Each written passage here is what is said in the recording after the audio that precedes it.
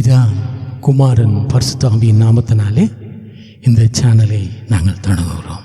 ஜெபம் செய்வோமா?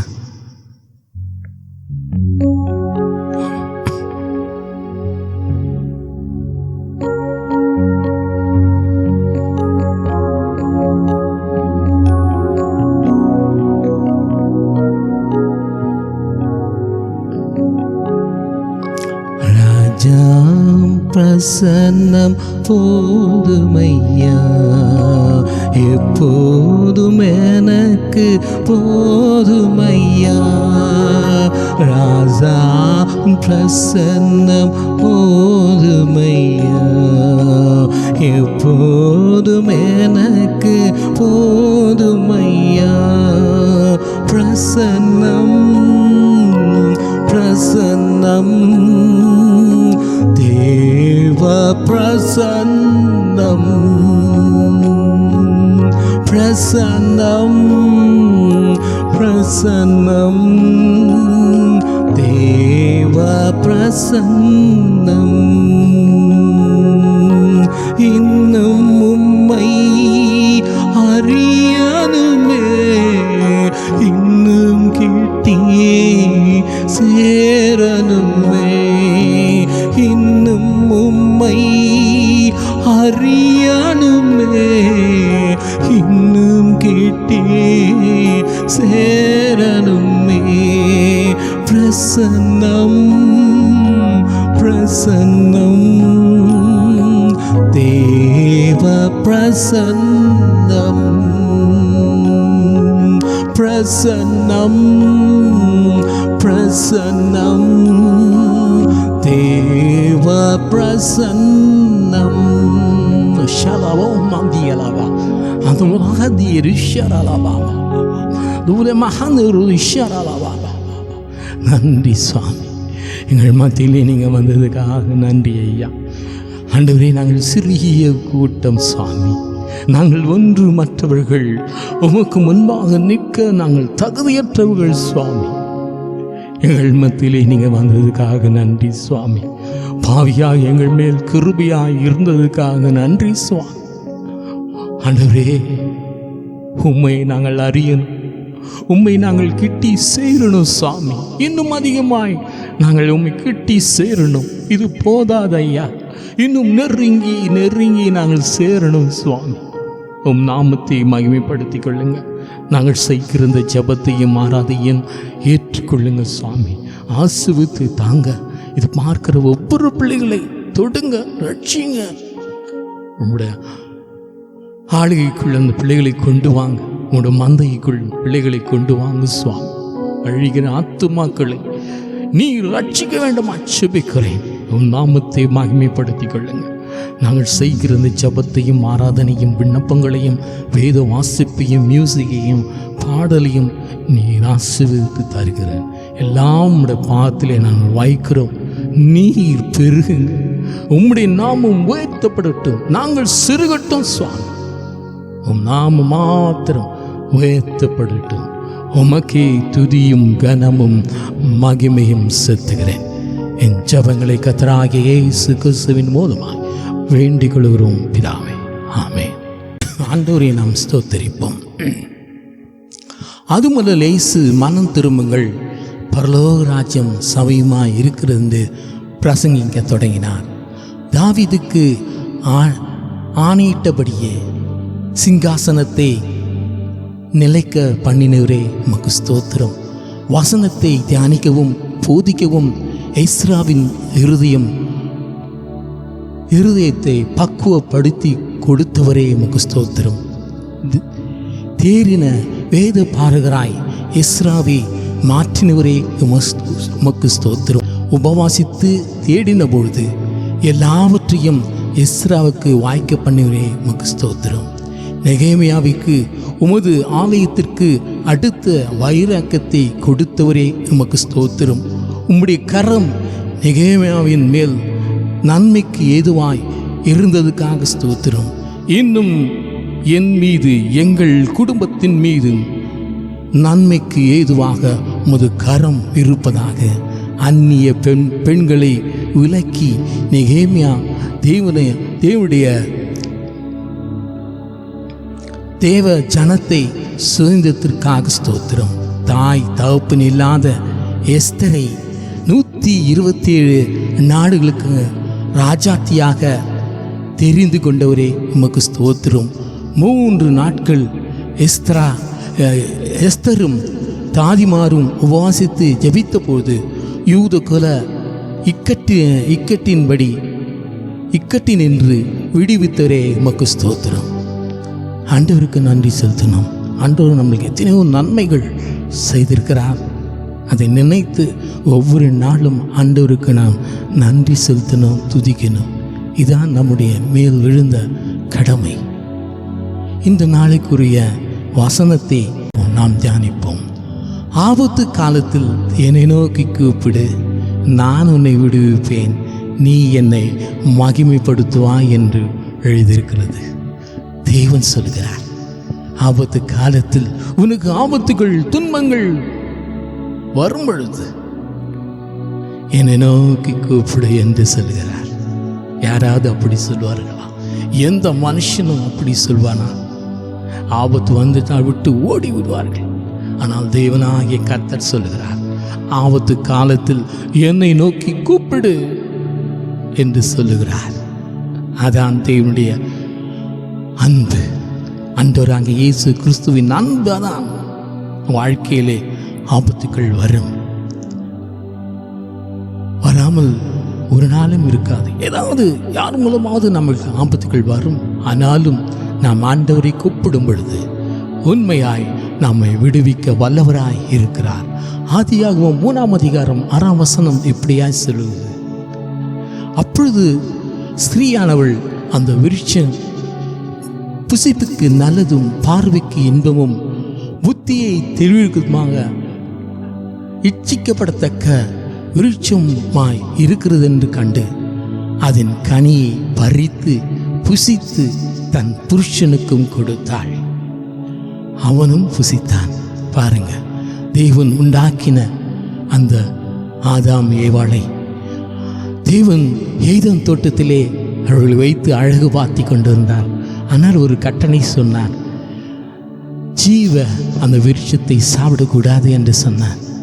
ஆனால் பிசாசு தந்திரமாய் ஏவாளோடு பேசி அந்த கனியை புசிக்கும்படியாய் செய்தான். ஏனென்றால் அது பார்ப்பதற்கு அழகாய் இருந்தது, இச்சிக்கத்தக்கதாய் இருந்தது என்று சொல்லப்பட்டிருக்கிறது.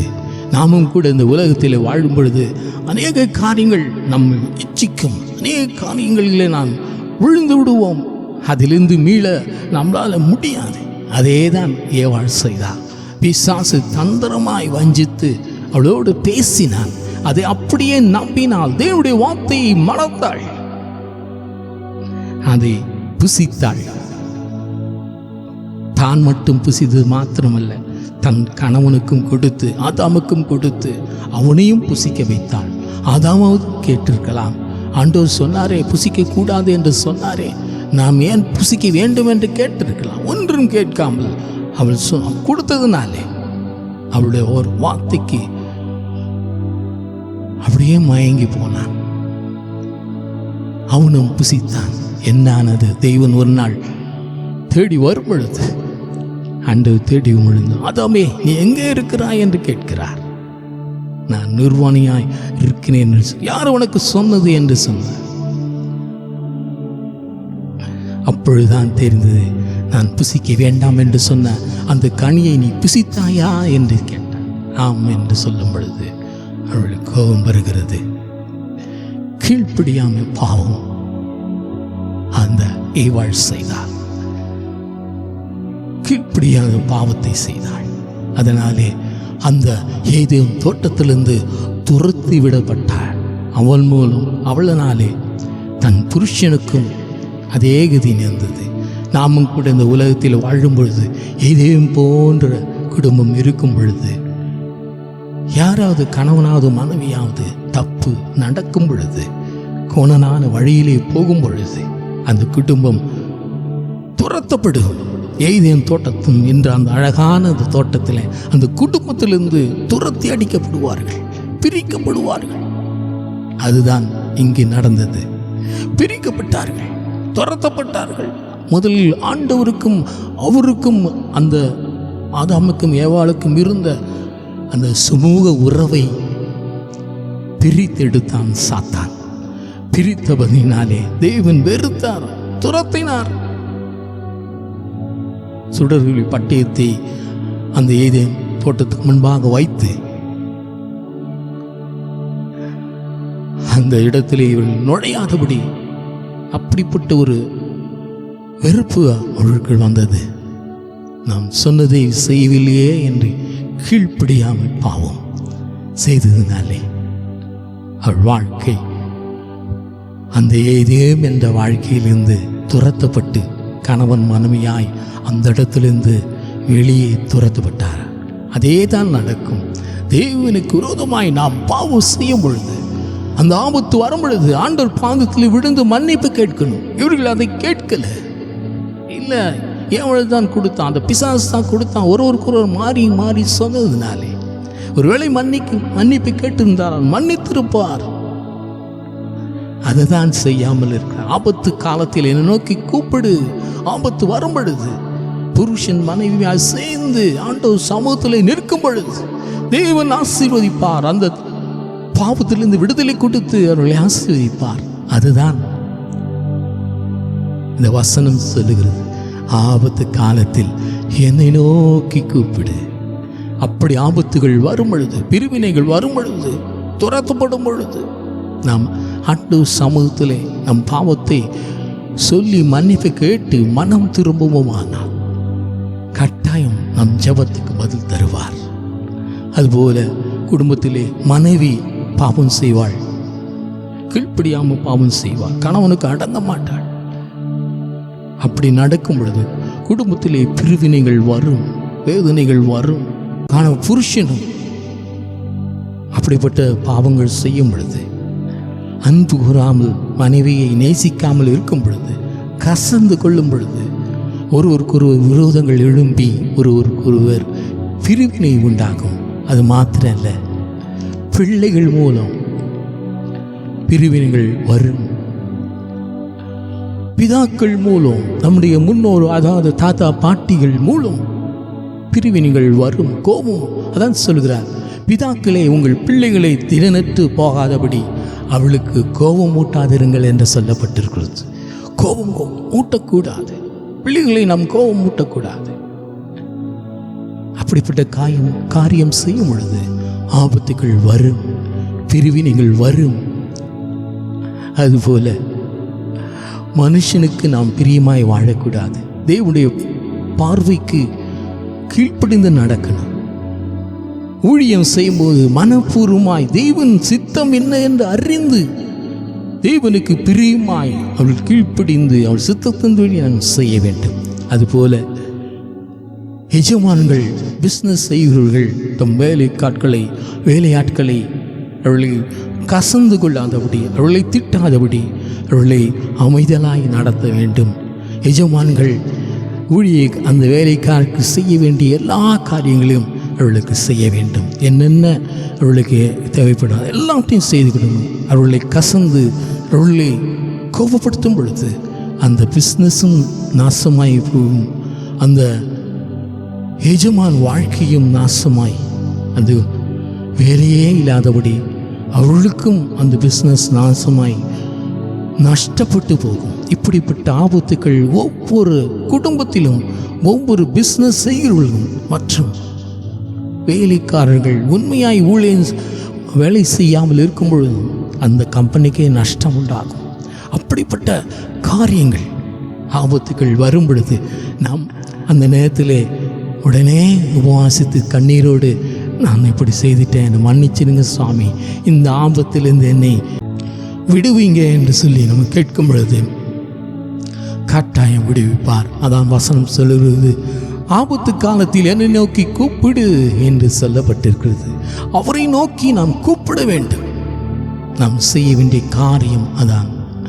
அவரை நோக்கி ஆபத்துகள் வரும் பொழுது தேவனை நோக்கி கூப்பிட வேண்டும். அது மாத்திரமல்ல, எரேமியா 2:27 இப்படியாய் சொல்கிறது, அவர்கள் தங்கள் முகத்தை அல்ல தங்கள் முதுகை எனக்கு காட்டினார்கள், தங்கள் ஆபத்து காலத்தில் எழுந்து எங்களை ரட்சியும் என்றார்கள். ஆண்டவர் ரட்சித்தாரா? இல்லை. ஆண்டவருக்கு கோபம் வருகிறது. என்ன சொல்கிறார்? ஆகியால் இதோ அவர்கள் தப்பித்து கொள்ள மாட்டாத தீங்கை அவர் மேல் வரப்பண்ணுவேன். அப்பொழுது என்னை நோக்கி கூப்பிடுவார்கள், நான் அவர்களை கேளாதிருப்பேன் என்று கர்த்தர் சொல்லுகிறார்.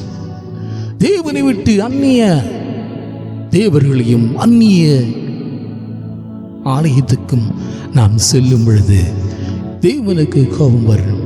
தேவன் நம்மை மறப்பார். நமக்கு ஆபத்துகள் வரும் பொழுது நம் ஜெபத்தை கேட்க மாட்டார். ஒருவேளை பாவம் செய்துவிட்டு அக்கிரமங்கள் அநியாயங்கள் செய்துவிட்டு ஆண்டவரே என்று கூப்பிடும்போது அவர் திரும்பி கூட பார்க்க மாட்டார். திரும்பியும் பார்க்க மாட்டார். எரேமியா 11:11 வாசிப்போம்.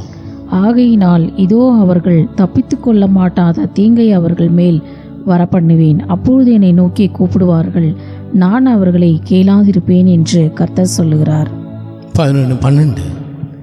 அப்பொழுது யூதா பட்டணங்களின் மனுஷரும் எருசலேமின் குடிகளும் போய் தாங்கள் தூபம் காட்டியிருந்த தேவர்களை நோக்கி கூப்பிட்டோம், அவைகள் அவர்களுடைய ஆபத்து காலத்தில் அவர்களை ரட்சிப்பதில்லை. ஆண்டவர் சொல்லுகிறார் பாருங்க, நீ தேவர்களையும் மற்ற விக்கிரங்களையும் நீ நம்பி போவாயானால் அவைகள் உனக்கு செவி கொடுக்காது. ஜாக்கிரதையா இரு என்று சொல்லுகிறார். அவைகள் உனக்கு செவி கொடுக்காது. நீ என்னதான் பண்ணாலும் செவி கொடுக்காது. தேவனை மாத்திரம் நாம் தேட வேண்டும். பிசாசுக்கு எதிர்த்து நிற்க வேண்டும். பிசாசின் ஆராதனைகளை அது ஈடுபடக்கூடாது. தேவனுக்கு முதுகை காட்டி பிசாசுக்கு ஆராதனை செய்யும் பொழுது என்னதான் பிசாசுக்கு ஆராதனை செய்தாலும் எந்த தேவர்களை வணங்கினாலும் அது உனக்கு உதவி செய்யாது. தேவன் ஒருவர் மாத்திரம்தான் உதவி செய்ய முடியும்.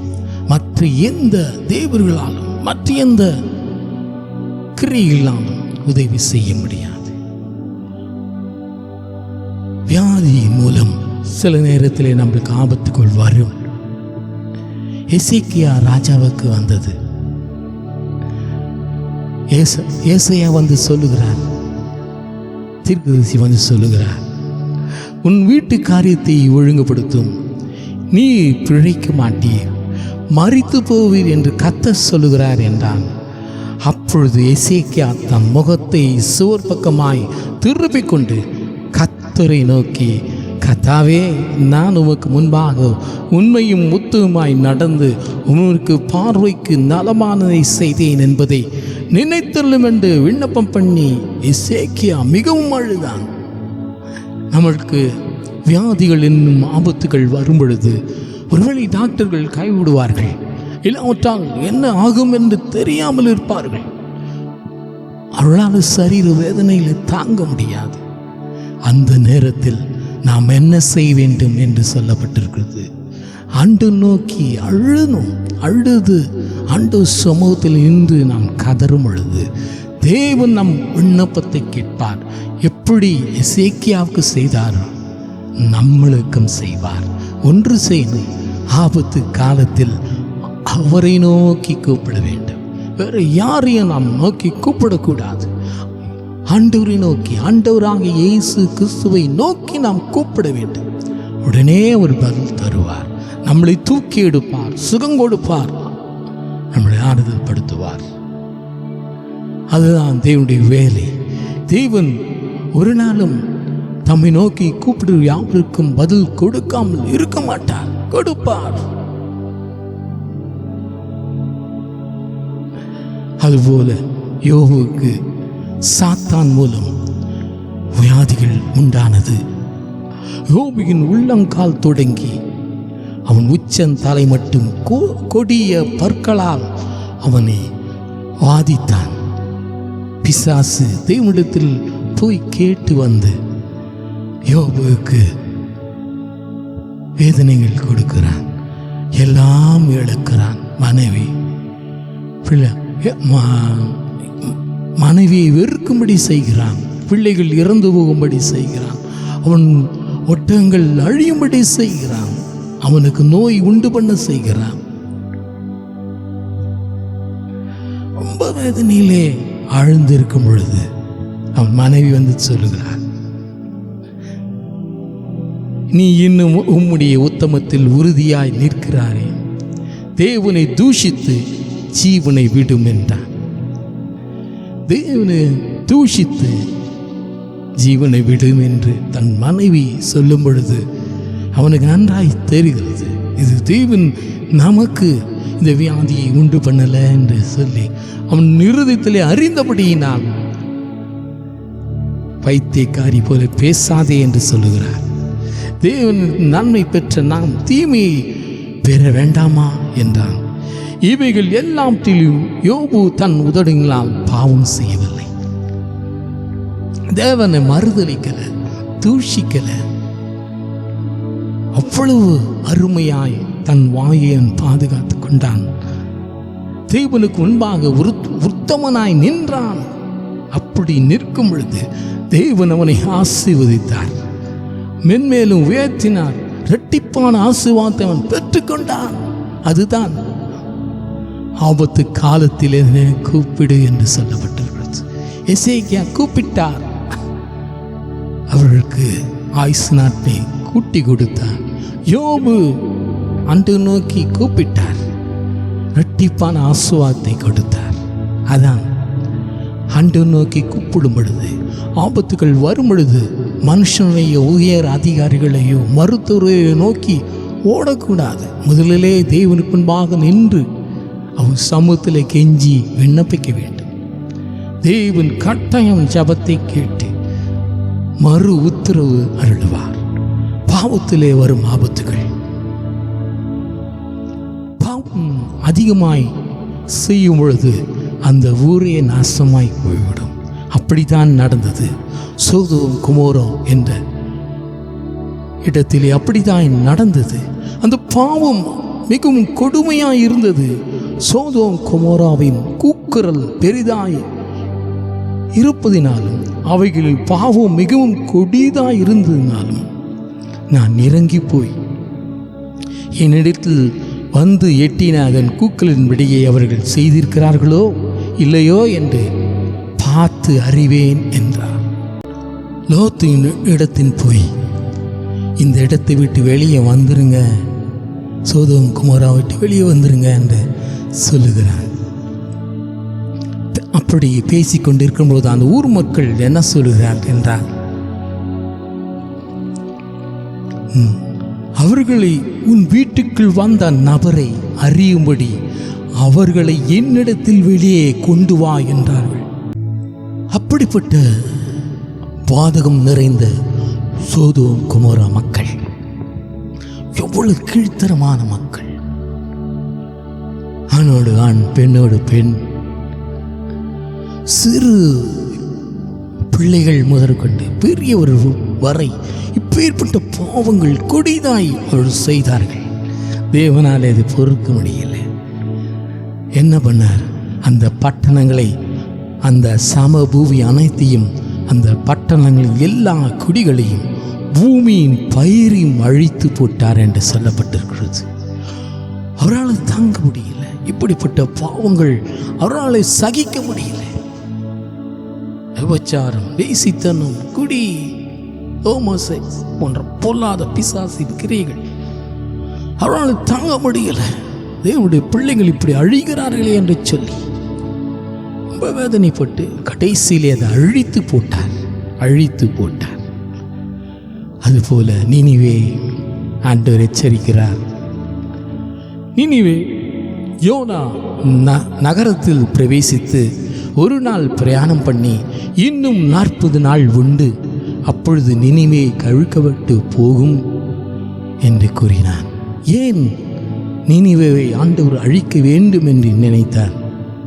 ஏனென்றால் அங்குள்ள ராஜா அடிமைகளை கண்களை பிடுங்கினார் என்று எழுதியிருக்கிறது. விரல்களை வெட்டினான் என்று சொல்லப்பட்டிருக்கிறது. அதை பார்த்து ஜனங்கள் கூட சந்தோஷப்பட்டார்கள்.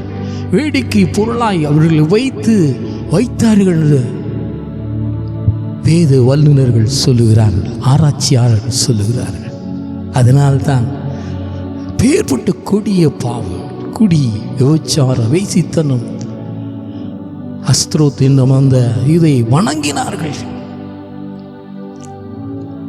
அதுக்கு ஆராதனை செய்தார்கள். விபச்சாரம், வேசித்தனம் பண்ணார்கள். அதனாலே நினிவேவை அழிக்க ஆண்டவர் முற்பட்டார். ஆனால் அழித்தாரா? அவர்கள் என்ன சொன்னார்?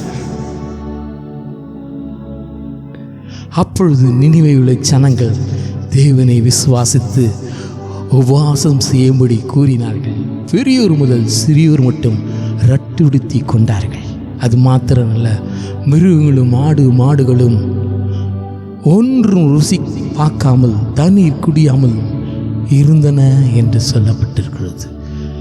உடனே அவர்கள் ரட்டுடுத்தினார்கள் என்று சொல்லப்பட்டிருக்கிறது. தேவனிடத்தில் நின்றார்கள் என்று சொல்லப்பட்டிருக்கிறது. 3 நாட்கள் தேவன் சமூகத்தில் நின்று மன்றாடினார்கள். தேவன் நோக்கி உரத்த சத்தமாய் கூப்பிட்டார்கள். அவரோ தம் பொல்லாத வழிகளையும் தம் கைகளில் உள்ள கொடுமைகளையும் விட்டு திரும்ப கடவர்கள் என்று சொன்ன பொழுது அவர்கள் மனம் திரும்பினார்கள்.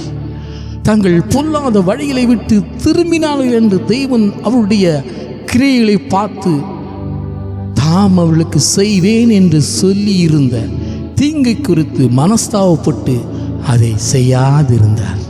அதுதான் தேவன். அவர்கள் மனம் திரும்பும் பொழுது கட்டாயம் அவர்களுக்கு மன்னிப்பு கொடுப்பார். அவர்கள் மக்கள் முதற்கொண்டு ராஜா வரைக்கும் மிருக ஜீவங்கள் அனைத்தும் உபாசித்தது,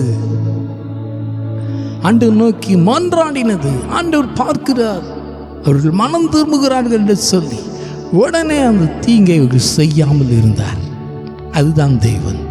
ஆபத்து காலத்தில் தேவனை நோக்கி அந்த ஊர் ஜனங்களை, நினிவே பட்டணமே கூப்பிட்டது. ராஜா முதற்கொண்டு சிறியவர்கள் வரை கூப்பிட்டார்கள். அந்த வசனத்தின்படி ஆபத்து காலத்தில் என்னை நோக்கி கூப்பிடு என்று சொல்லும் பொழுது அவர்கள் கூப்பிடப்படினார். தேவன் அவர்களை விடுவித்தார், மனம் திரும்பினார்கள். ஆமோஸ் 6ஆம் அதிகாரம் 3ஆம் வசனத்தை வாசிப்போம். ஆமோஸ் 6:3 வாசிப்போம். தீங்கு நாள் தூரம் என்று எண்ணி கொடுமையின் ஆசனம் கிட்டி வரும்படி செய்து அப்படியே 4-5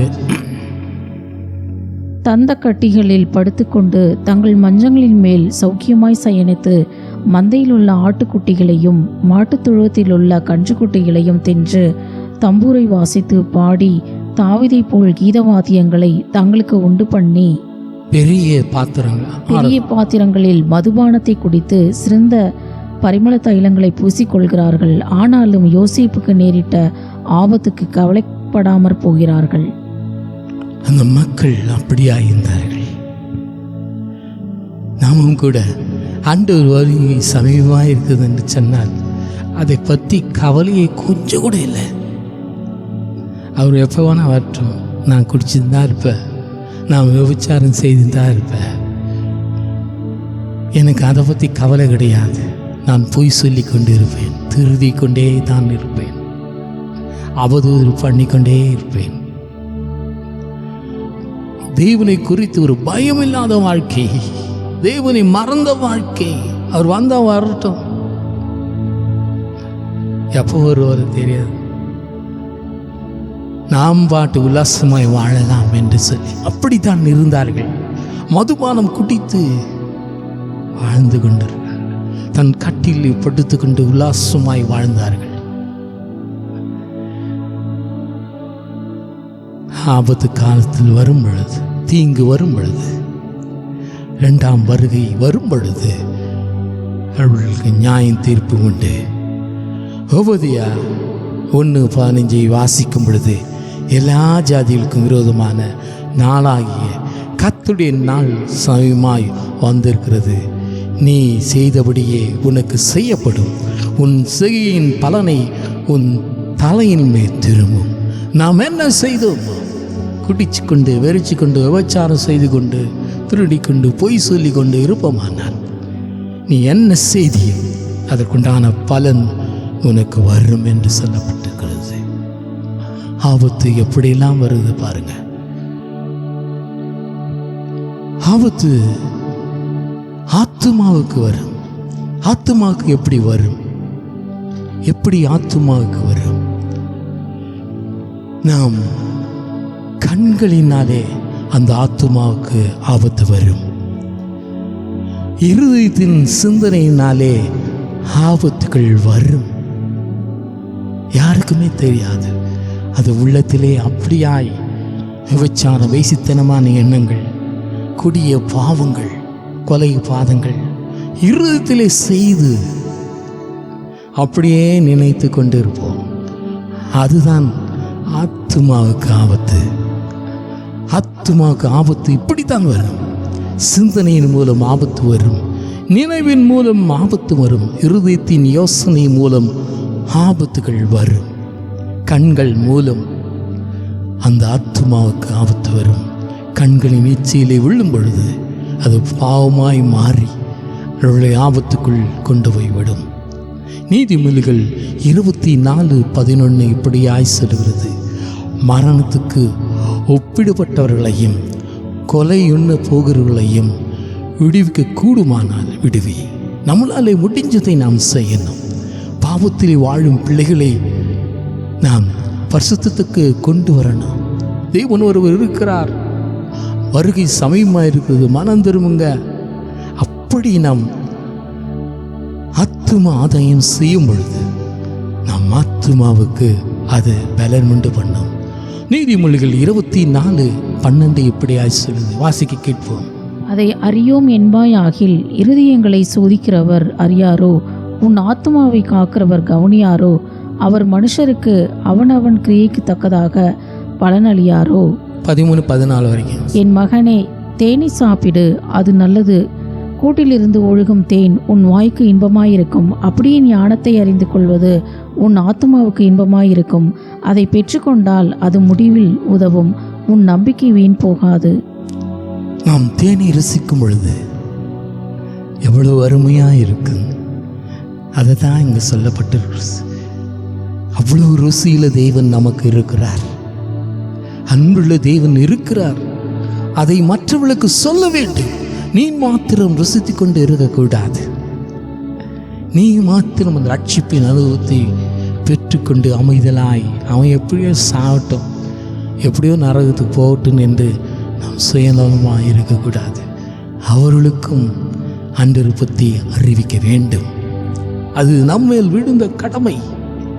அப்படி அறிவிக்கும் பொழுது நம்முடைய ஆத்துமாவுக்கு அது பலனாய் இருக்கும். முடிவிலே தேவன் நமக்கு பலன் அளிப்பார். நீதிமொழிகள் 24:14 இப்படியாய் சொல்லுவது, அப்படியே ஞானத்தை அறிந்து கொள்வது உன் ஆத்துமாவுக்கு இன்பமாய் இருக்கும். அதை பெற்றுக்கொண்டால் அது முடிவிலே உதவும். உன் நம்பிக்கை வீண் போகாது. துன்மார்க்கனுக்கு நல்ல முடிவு இல்லை. துன்மார்க்கனுடைய விளக்கு அணைந்து போகும். நீதிமானுடைய பலன் ஜீவ விருட்சம். ஆத்துமாக்களை ஆதாயப்படுத்திக் கொள்ளுகிறவன் ஞானமுள்ளவன். உம்முடைய நாமத்தை என் சகோதரருக்கு அறிவித்து சபை நடுவிலே உம்மை துதிக்கணும். இதுதான் நாம் செய்யணும். நம் சகோதரருக்கு சொல்லணும், அறிவிக்கணும், சுவிசேஷம் அறிவிக்கணும். அப்படி செய்யும் பொழுது நம் ஆத்துமாவும் அது பலனாயிருக்கும். அது கடைசி காலத்தில் நாம் அப்படி செய்யும் பொழுது, ஆத்துமாதயம் செய்யும் பொழுது அது நமக்கு உதவும். அது முடிவிலே உதவும் என்று சொல்லப்பட்டிருக்கிறது. கடைசி காலத்திலே ஆத்துமா ஆதாயம் செய்கிறவன் ஞானமுள்ளவன் என்று சொல்லப்பட்டிருக்கிறது. இப்படிப்பட்ட ஆபத்துக்கள் வரும் ஆத்துமாவுக்கு நாம் ஜாக்கிரதையாக இருக்கணும். சிந்தனைகள் மூலம், நினைவுகள் மூலம், கண்களின் மூலம் ஆத்தும ஆதாயம் செய்யாமல் இருக்கும் பொழுது ஆபத்துகள் வரும். ஆத்துமாவுக்கு ஆபத்துகள் வரும். ஜாக்கிரதையாய் நம்முடைய சகோதர சகோதரிகளுக்கு மற்றவர்களுக்கும் தேவனை பற்றி அறிவிக்க வேண்டும். நம்ம அப்படி ஆத்துமா ஆதாயம் செய்யும் பொழுது பிசாசு தடைகளை உண்டு பண்ணுவான். நம்மளை சிறையிலே அடைப்பார்கள். அதுதான் அப்போஸ்தலர் 7:53 வாசிப்போம். தேவ தூதரை கொண்டு நீங்கள் நியாயப்பிரமாணத்தை பெற்றிருந்தும் அதை கை கொள்ளாமல் போனீர்கள் என்றான். ஸ்தேவான் சொல்லுகிறார், நீங்கள் தேவத்தின் நியாய பிரமாணத்தை பெற்றுக்கொண்டீங்க, அது அல்ல என்று சொல்லுகிறார். ஆண்டவராகிய இயேசு கிறிஸ்துவை நீங்கள் ஏற்றுக்கொள்ளுங்க. அவர்தான் ரட்சகர், அவர்தான் மீட்பர், அவர் தெய்வம், அவர்தான் கடவுள் என்று சொல்லுகிறார். அங்குள்ள மக்களுக்கு கோபம் வருகிறது. வாசிப்போமா என்ன நடக்கிறது? 7:58 வாசிப்போம். அவனை நகரத்துக்கு புறம்பே தள்ளி அவனை கல்லெறிந்தார்கள். சாட்சிக்காரர் தங்கள் வஸ்திரங்களை கழற்றி சவுல் எனப்பட்ட ஒரு வாலிபனுடைய பாதத்தின் அருகே வைத்தார்கள். 59. அப்போது கர்த்தராகிய இயேசுவே, என் ஆவியை ஏற்றுக்கொள்ளும் என்று ஸ்தேவான் தொழுது கொள்கையில் அவனை கல்லெறிந்தார்கள். அவனோ முழங்காற்படியிட்டு, ஆண்டவரே, இவர்கள் மேல் இந்த பாவத்தை சுமத்தாதிரும் என்று மிகுந்த சத்தமிட்டு சொன்னான். பாருங்க, ஸ்தேவானை கொல்றாங்க. என்ன பாவம் செய்தான்? ஒன்றும் செய்யல. ஆண்டவர் தான் ரட்சகர் என்று சொல்கிறான், அவர் தான் மீட்பர் என்று சொல்லுகிறான். அவளுக்கு கோபம் வருகிறது. அவனை அடித்து கல்லெறிந்து கொள்கிறார்கள். அதே மாதிரி நடக்கும். அன்று பற்றி நாம் சொல்லும் பொழுது மக்கள் நம்மளுக்கு விரோதமாக எழும்புவார்கள். அப்படிப்பட்ட ஆபத்துகள் வரும். வராதுன்னு சொல்லல, வரும். ஸ்தேவான் உதாரணம். நம் உயிரே கூட போகலாம். அப்படிப்பட்ட ஆபத்துகள் வரும். ஆனால் அந்த உயிரே போனாலும் ஸ்தேவான் என்ன செய்கிறார்? தேவனையே நோக்கி பார்க்கிறார்.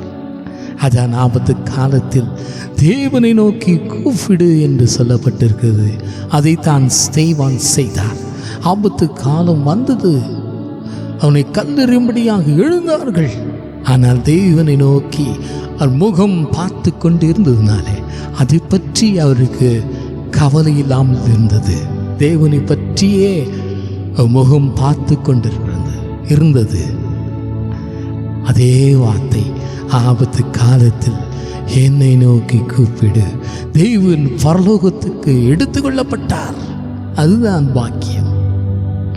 கஷ்டங்கள் வரும்.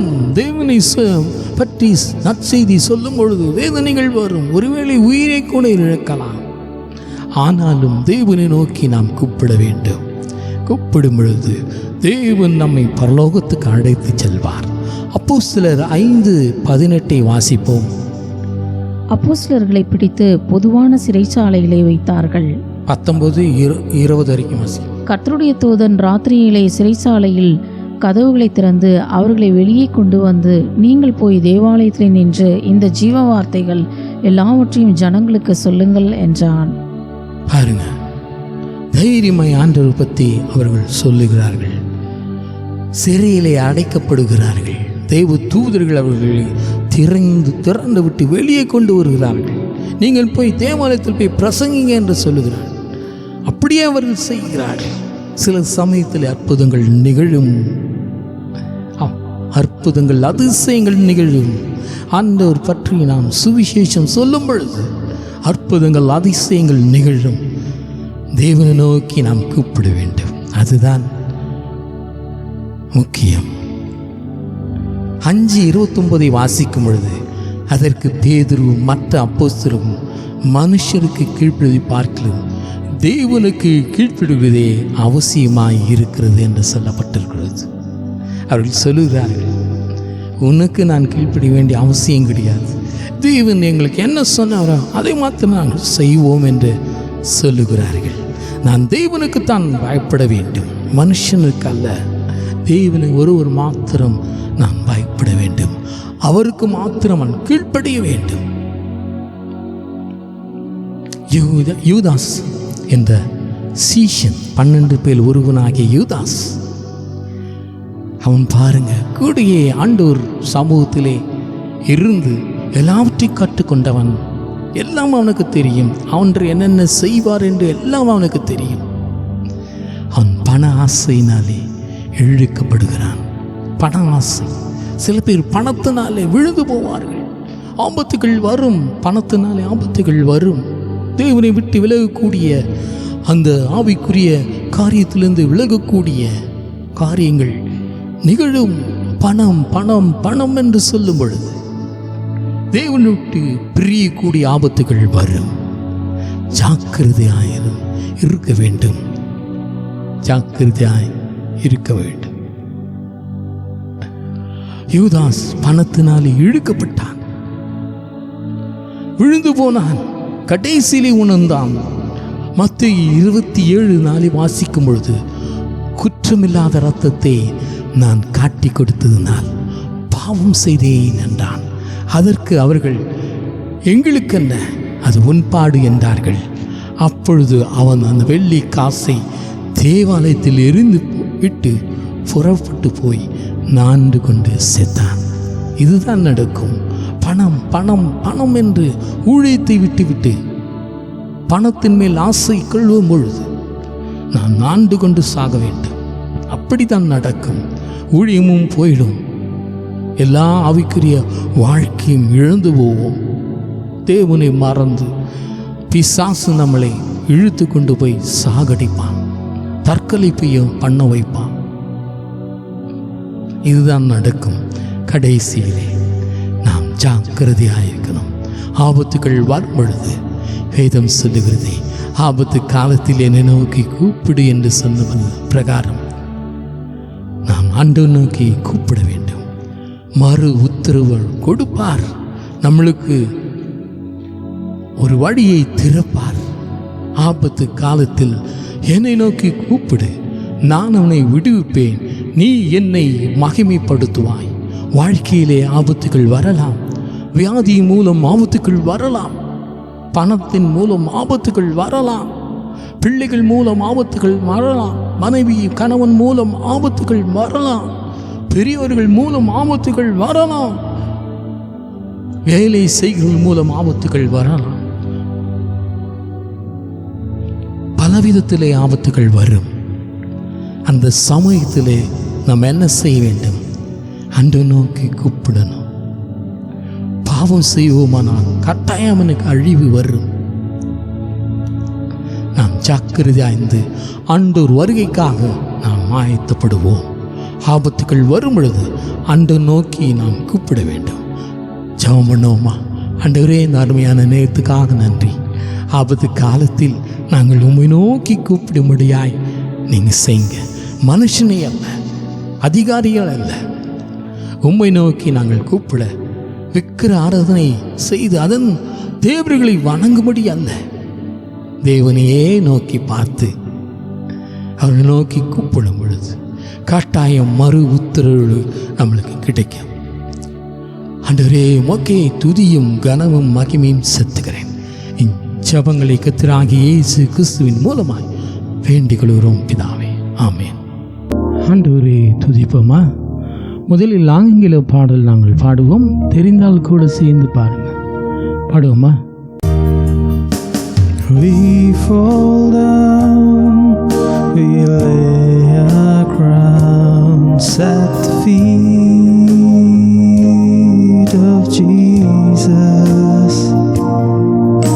The greatness of His mercy and love at the feet of Jesus. We cry, holy, holy, holy. We cry, holy,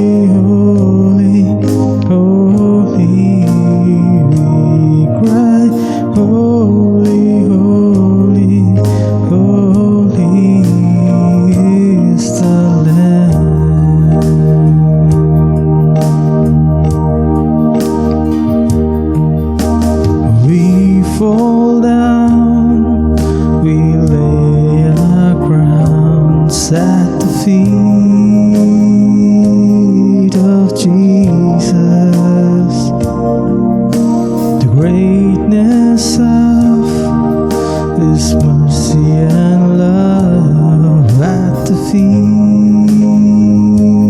of Jesus. We cry, holy, holy, holy.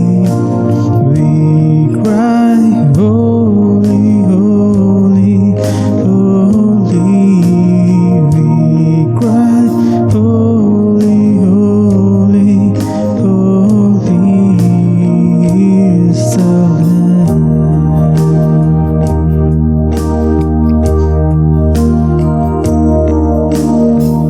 I bring you more than a song, for the song in itself is not what you have required.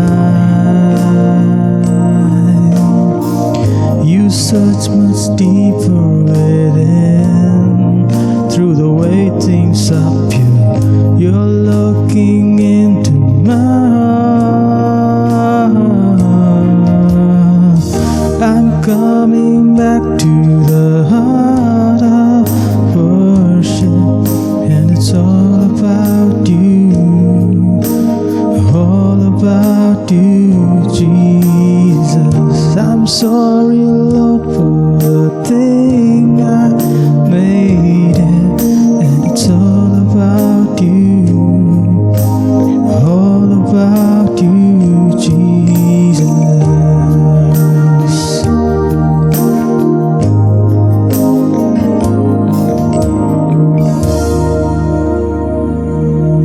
ஆமென். ஆராதிப்போமா? இந்த பாடல் இப்படியாய் சொல்லுது, யார் இவர்கள் பாடுவரே? அல்லேலூயா. சீயோனிலே சாந்தமாய் ஆட்டு குட்டி போல் சித்தம் தந்தையின் நாமம் நெற்றியில் ஏற்றி பாடுவோமா?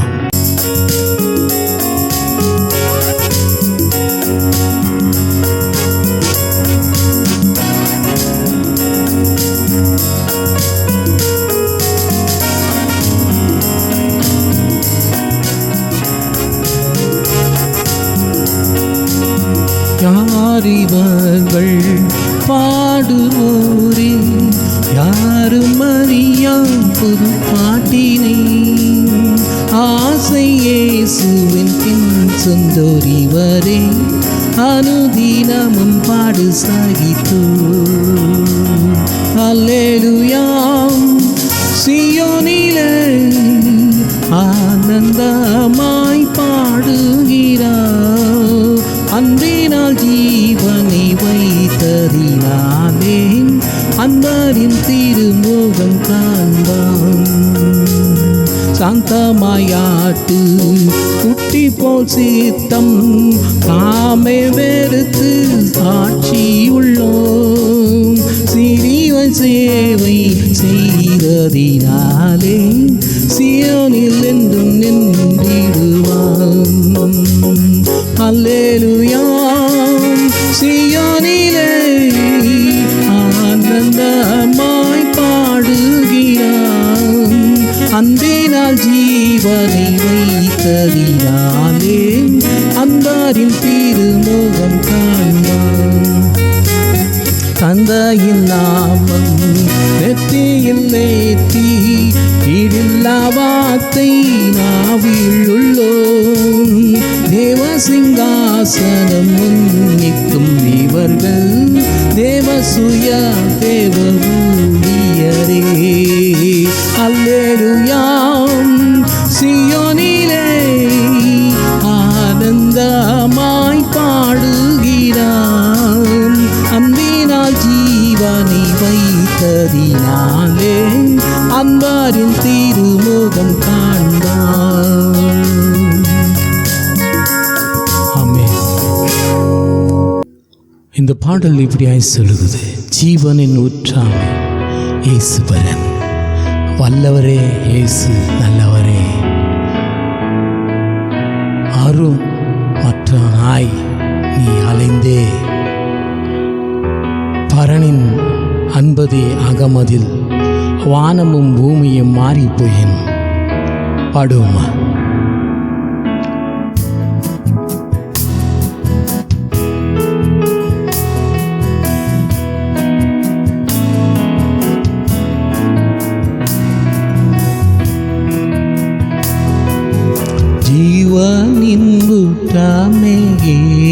இயேசு பரன் தேடுவாருந்தன் தாகமதை பாவங்கள் ரோகங்கள் சாபங்கள் போக்கிட பரிவாய் அழைக்கிறார்.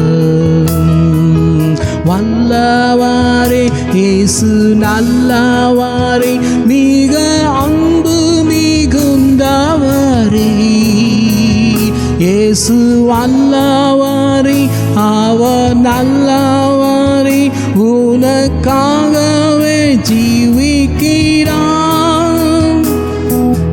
ஆறுமத்தவனாய் நீ அலைந்தே பாவமுன்னதனில் அமிழ்ந்தே மாய்ந்திடாதே உந்தன் தூக்கி எடுத்தவர் மந்தையில் சேர்த்திடுவார். வல்லவாரே இயேசு நல்லவாரே மிக அன்பு மிகுந்தவாரே இயேசு வல்லவாரே அவர் நல்லவாரே உனக்காகவே ஜீவிக்கிறார். பரனின் அன்பதை ஆகமதிலே சுரிந்து தன் திரு ஆலயமாய் மாற்றிய தம்மை போல் தேவசாயலாக்கி மகிமை சேர்த்திடுவார். வல்லவாரே இயேசு நல்லவாரே மிக அன்பு மிகுந்தவாரே இயேசு வல்லவாரே அவர் நல்லவாரே உனக்காகவே ஜீவிக்கிறார். வானமும் பூமியும் மாறி போயின் வாக்கு மாறாதவோ வல்ல மீட்பர் காப்பார் வாழுவாது உள்ளம் கையில் வைத்து கலங்கிடாதே நீ வா. வல்லவாரே இயேசு நல்லவாரே மிக அன்பு மிகுந்தவாரே இயேசு வல்லவாரே அவர் நல்லவாரே உனக்காகவே ஜீவிக்கிறார்.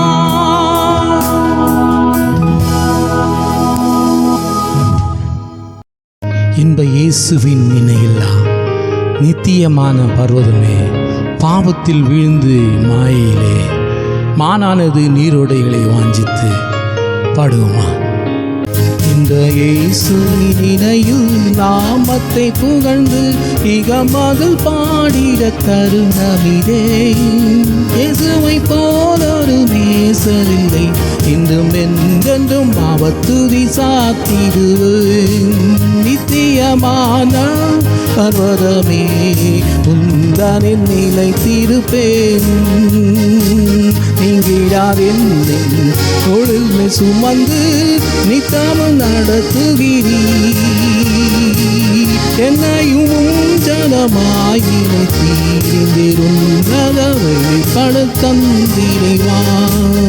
ஆற்றில் வீழ்ந்து மலையிலே அமர்ந்து நான் வாழ்கையிலே அறிந்து தேவர் அன்பினை காட்டியே பட்சமாய் பார்த்தெடுத்தீ. பாரில் பாரிசுத்த காணிக பரலோக நன்மைகளால் நிறைத்தீ. ஆனது நீரோடலை வாஞ்சித்து கதருமப்போ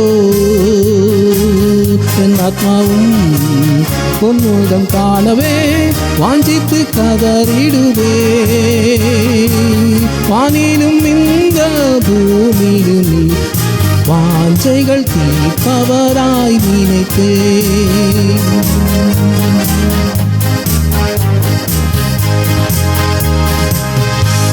கண்களை மூடி ஜெயிப்போமா. ஆண்டவரே இந்த அருமையான நேரத்துக்காக நன்றி சுவாமி. ஆண்டவரே நீர் அழகாய் பேசினீங்க. ஆபத்து காலத்தில் என்னை நோக்கி கூப்பிடு, நான் என்னை விடுவிப்பேன், நீ என்னை மகிமைப்படுத்துவாய் என்று அழகாய் பேசினீங்க. எல்லாத்துக்கும் நன்றி சுவாமி. எங்கள் ஆத்துமாக்களை நாங்கள் பாதுகாக்கணும்.